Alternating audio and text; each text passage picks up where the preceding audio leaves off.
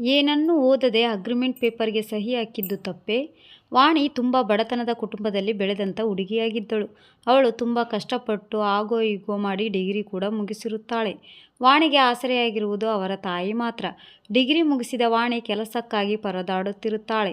ಹೀಗಿರುವಾಗ ಒಂದು ದಿನ ಇದ್ದಕ್ಕಿದ್ದ ಹಾಗೆ ವಾಣಿಯ ತಾಯಿಯಾದ ಶೈಲಜಮ್ಮನವರಿಗೆ ಹೃದಯಾಘಾತವಾಗುತ್ತದೆ. ವಾಣಿ ತನ್ನ ತಾಯಿಯನ್ನು ಹಾಸ್ಪಿಟ್ಲಿಗೆ ಅಡ್ಮಿಟ್ ಮಾಡಿದಾಗ ಹಾಸ್ಪಿಟ್ಲ್ನಲ್ಲಿರುವ ಡಾಕ್ಟರ್ ಶೈಲಜಮ್ಮನವರನ್ನು ಪರೀಕ್ಷೆ ಮಾಡಿ ಅವರಿಗೆ ಹಾರ್ಟ್ ಆಪರೇಷನ್ ಮಾಡಬೇಕಾಗಿದೆ.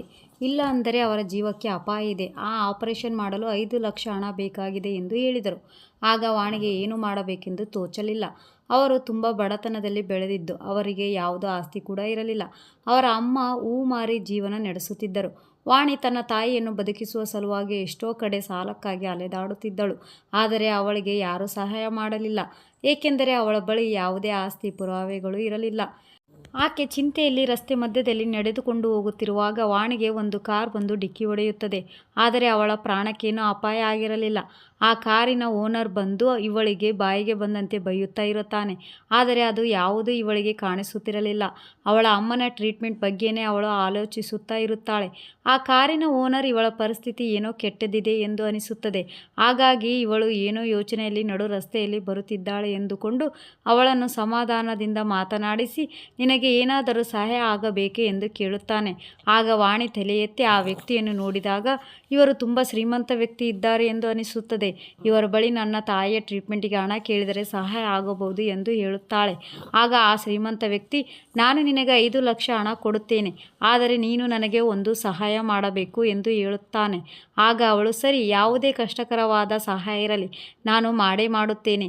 ನನಗೆ ಮೊದಲು ನನ್ನ ತಾಯಿಯ ಪ್ರಾಣ ಉಳಿಯುವುದು ಮುಖ್ಯ ಎಂದು ಹೇಳುತ್ತಾಳೆ. ಆಗ ಆ ಶ್ರೀಮಂತ ವ್ಯಕ್ತಿಯು, ಸರಿ, ಹಾಗಿದ್ದರೆ ಈ ಅಗ್ರಿಮೆಂಟ್ಗೆ ಸಹಿ ಹಾಕು ಎಂದು ಹೇಳಿ ಒಂದು ಅಗ್ರಿಮೆಂಟ್ ಪೇಪರ್ ತಂದು ಅದಕ್ಕೆ ಅವಳ ಸಹಿಯನ್ನು ಮಾಡಿಸಿಕೊಳ್ಳುತ್ತಾನೆ. ಆದರೆ ವಾಣಿಯು ಅಗ್ರಿಮೆಂಟ್ ಪೇಪರ್ನಲ್ಲಿರುವ ವಿಷಯವನ್ನು ಓದದೆ ಸಹಿ ಹಾಕುತ್ತಾಳೆ. ಏಕೆಂದರೆ ಅವಳಿಗೆ ಮೊದಲು ಅವಳ ಅಮ್ಮನ ಜೀವ ಉಳಿಸುವ ಅವಶ್ಯಕತೆ ಇತ್ತು.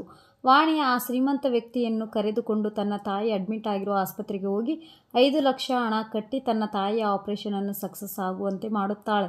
ಅವಳ ತಾಯಿಯ ಪ್ರಾಣ ಉಳಿಸಿದೆ. ಆ ಶ್ರೀಮಂತ ವ್ಯಕ್ತಿಗೆ ಧನ್ಯವಾದಗಳನ್ನು ತಿಳಿಸಿ, ನಿಮಗೆ ಯಾವ ಸಹಾಯ ನಾನು ಮಾಡಬೇಕು ಹೇಳಿ, ನಾನು ಮಾಡೇ ಮಾಡುತ್ತೇನೆ ಎಂದು ಹೇಳುತ್ತಾಳೆ. ನೀನು ಅಗ್ರಿಮೆಂಟ್ಗೆ ಸಹಿ ಹಾಕಿದಾಗ ಪೇಪರ್ಸ್ಗಳನ್ನು ಓದದೆ ಸಹಿ ಹಾಕಿದೆ. ಸರಿ, ಓದು, ಇಲ್ಲಿದೆ ನೋಡು, ನೀನು ಸಹಿ ಹಾಕಿದ ಅಗ್ರಿಮೆಂಟ್ ಪೇಪರ್ಗಳು ಎಂದು ಅವಳ ಕೈಗೆ ಕೊಡುತ್ತಾರೆ ಆ ಶ್ರೀಮಂತ ವ್ಯಕ್ತಿ. ಆ ಪೇಪರ್ಗಳನ್ನು ತೆಗೆದು ವಾಣಿ ಓದಿದಾಗ ಅವಳ ಕಣ್ಣುಗಳಲ್ಲಿ ಕಣ್ಣೀರು ಹರಿಯಲಾರಂಭಿಸಿದವು. ಅಗ್ರಿಮೆಂಟ್ ಪೇಪರ್ನಲ್ಲಿ ಇರುವುದು ಒಂದೇ, ಆ ಶ್ರೀಮಂತ ವ್ಯಕ್ತಿಗೆ ಬಾಡಿಗೆ ತಾಯಿ ಬೇಕಾಗಿದೆ. ಅಂದರೆ ಅವನ ಮಗುವಿಗೆ ನಾನು ಗರ್ಭಿಣಿಯಾಗಿ 9 ತಿಂಗಳು ಹೊತ್ತು ಆ ಮಗುವನ್ನು ಶ್ರೀಮಂತ ವ್ಯಕ್ತಿಗೆ ಒಪ್ಪಿಸಿ ಮುಂದೆ ನಾನು ಎತ್ತ ಮಗುವಿಗೆ ನನಗೆ ಸಂಬಂಧ ಇಲ್ಲ ಎನ್ನುವ ರೀತಿ ಅಗ್ರಿಮೆಂಟ್ ಪೇಪರ್ನಲ್ಲಿ ಬರೆದಿತ್ತು. ನಾನು ಓದದೆ ಸಹಿ ಹಾಕಿದ್ದು ನನ್ನ ತಪ್ಪು ಅನಿಸಿತು ಆ ಸಮಯದಲ್ಲಿ. ಆದರೆ ಏನು ಮಾಡುವುದು? ನನ್ನ ತಾಯಿಯ ಪ್ರಾಣ ನನಗೆ ಮುಖ್ಯವಾಗಿತ್ತು.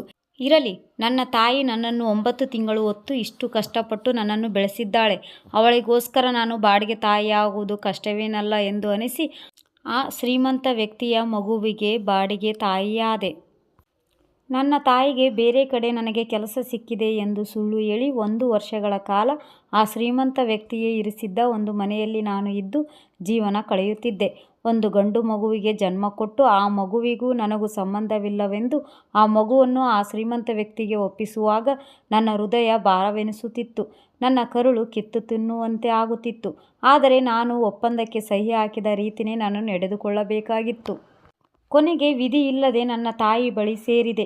ಆ ಶ್ರೀಮಂತ ವ್ಯಕ್ತಿಗೆ ಮದುವೆಯಾಗಿ 10 ವರ್ಷವಾಗಿದ್ದರೂ ಮಕ್ಕಳಾಗಿರಲಿಲ್ಲವಂತೆ.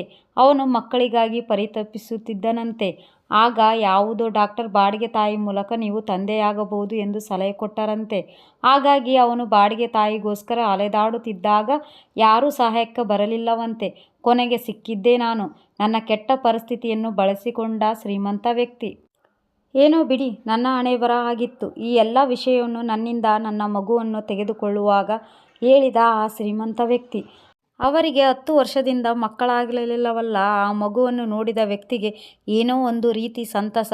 ಅವರ ಕಣ್ಣುಗಳಲ್ಲಿ ಸಂತೋಷವನ್ನು ಕಂಡು ನನಗೆ ನಾನು ಮಾಡಿದ್ದು ಏನು ತಪ್ಪು ಅಲ್ಲ, ನನ್ನ ತಾಯಿಯ ಪ್ರಾಣ ಉಳಿಸಿದೆ. ಈಗ ಎಷ್ಟೋ ವರ್ಷದಿಂದ ಮಗುವಿಗಾಗಿ ಪರಿತಪಿಸಿದ ವ್ಯಕ್ತಿಗಳಿಗೆ ಮಗುವನ್ನು ಎತ್ತುಕೊಟ್ಟೆ ಎಂದು ನನ್ನ ಮನಸ್ಸು ಸಂತೋಷಪಡುತ್ತಿದೆ. ನಿಮಗೇನಾದರೂ ಈ ನನ್ನ ತ್ಯಾಗ ಕತೆ ಇಷ್ಟ ಆಗಿದ್ರೆ ನನ್ನ ಚಾನಲ್ಗೆ ಲೈಕ್ ಮಾಡಿ, ಶೇರ್ ಮಾಡಿ, ಸಬ್ಸ್ಕ್ರೈಬ್ ಮಾಡಿ, ಪ್ಲೀಸ್ ಸಪೋರ್ಟ್ ಮಾಡಿ. Thanks for watching.